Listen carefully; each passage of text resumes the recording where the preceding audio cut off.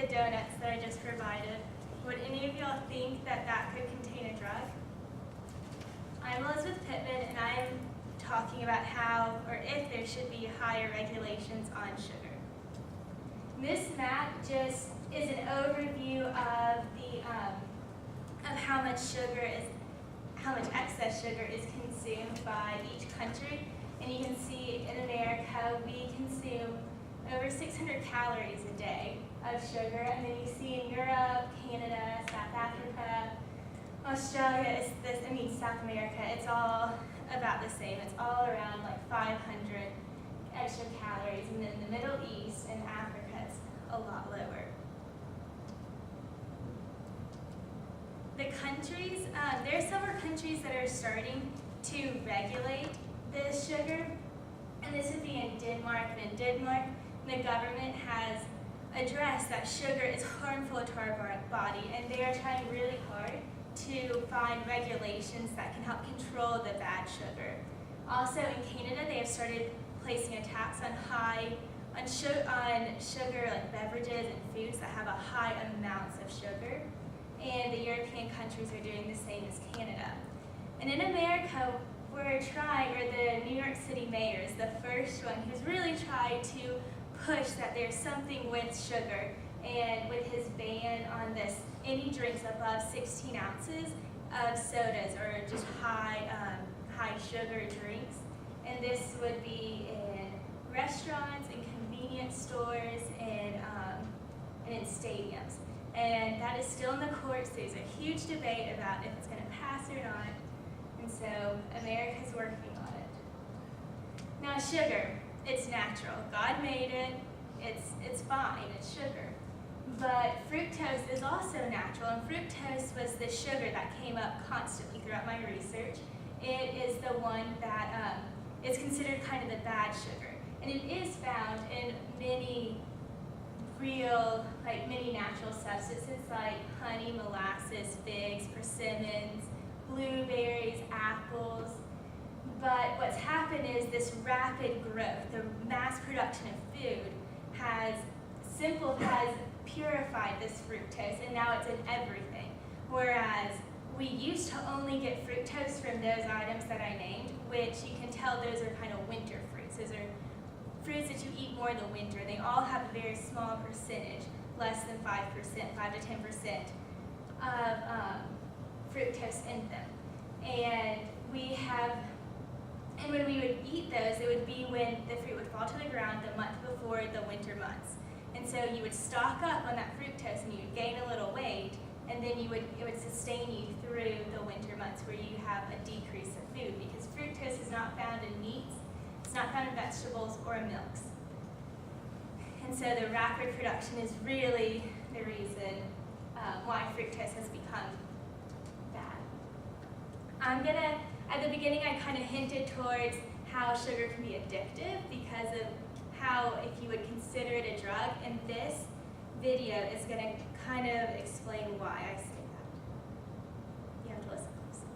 Change our dopamine system, and one of the keys to addiction is the idea that after stimulating that system chronically again and again and again, it takes 3 weeks to do this. What happens is that the receptors for the dopamine signal down. We know that the brains of people with obesity do respond differently to food. In that reward center, when they see palatable food, some parts of the brain light up a lot, that wanting part. But the liking part, once they taste the food, it's blunted. It's not that they're getting more pleasure reward, they're getting less.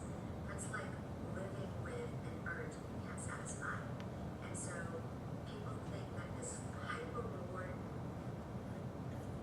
So that's showing how sugar has become something that you can never fully satisfy anymore. Because he was saying after 3 weeks, that's when you start to have a dependency on it. And the highest volume that fructose is seen in that we consume is through sodas. So this just illustrates how the rise in our intake of sodas. In 1942, we only consumed 90 servings of soda a year. And that's about 2 servings a week. And just in 2000, we started consuming 600 servings a year of soda. So that's 2 per day, and it's increased from that even now. And so this is why, like, the mayor of New York City has tried to put the ban on sodas, because it's where you're getting this fructose. So why is fructose so different? Fructose is metabolized different in our body. Normal sugar or other sugars are taken in by the insulin, like the insulin in our pancreas, and it's affected by like a different part of the pancreas. It's a separate part of the pancreas is taking in those sugars and dealing with it. And then, but fructose is absorbed by the mitochondria in your liver. And when the mitochondria just gets overwhelmed with all this fructose, it is then just produces liver fat. And that's when we get all these diseases. And these diseases are these metabolic syndromes, and they lead to type 2 diabetes, obesity, hypertension, lipid problems, heart disease, and fatty liver disease. And this just shows the difference between like what a normal liver would look like and what a fatty liver would look like. In the 1970s, there was a research that was released, and this research is why we have so much fructose in our food. And what happened is they found that dietary fat raised your LDL, which is your low density lipoprotein. And in your LDL, there are 2 types of LDLs. You have your large buoyant and your small dense. And when you test them, you get both. You have to separate them out. And in 1970, they did not realize that there were 2 parts to your LDL. So they just assumed that dietary fat raised your LDL, and LDL raises your risk for cardiovascular disease. So if you eliminate dietary fiber, you're eliminating cardiovascular disease. But the problems have gotten worse since 1970. We're at a higher risk of obesity and cardiovascular disease and diabetes. And it's because dietary fat does not raise the LDL associated with cardiovascular disease. LDL, the large buoyant LDL factor,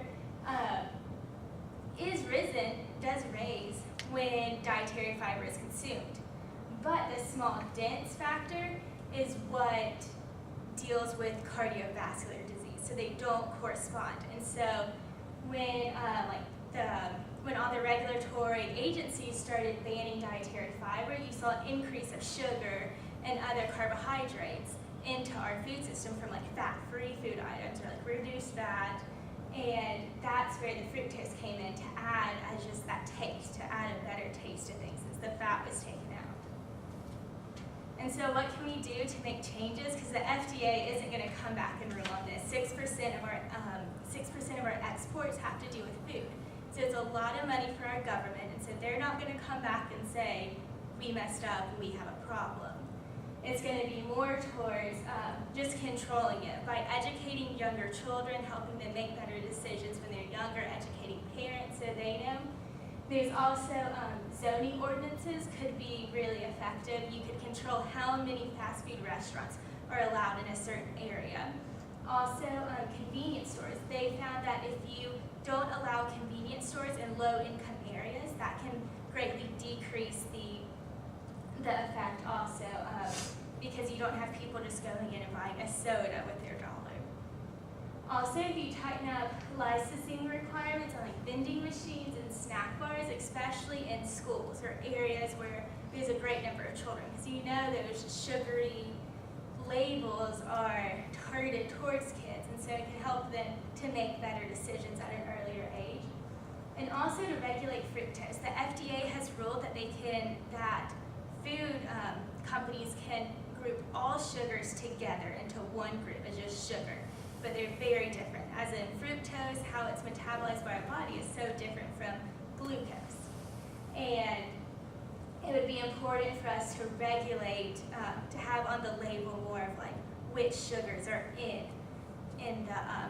the food. And that also comes with maybe not saying how the food was made or what's in the food, but the process of making the food, since we're seeing all these problems from processed foods. And so in conclusion, sugar is natural and it's fine, and you need it to live. We all love sugar. But fructose is found naturally, and it's good in its natural form. But when fructose has been overprocessed, like it has been in our food, it can be very dangerous for our health. And we've seen that in the years with the increase of type 2 diabetes, obesity, fatty liver diseases. And so processed foods are what need to be looked at more closely. And fructose should ultimately be more regulated by our government.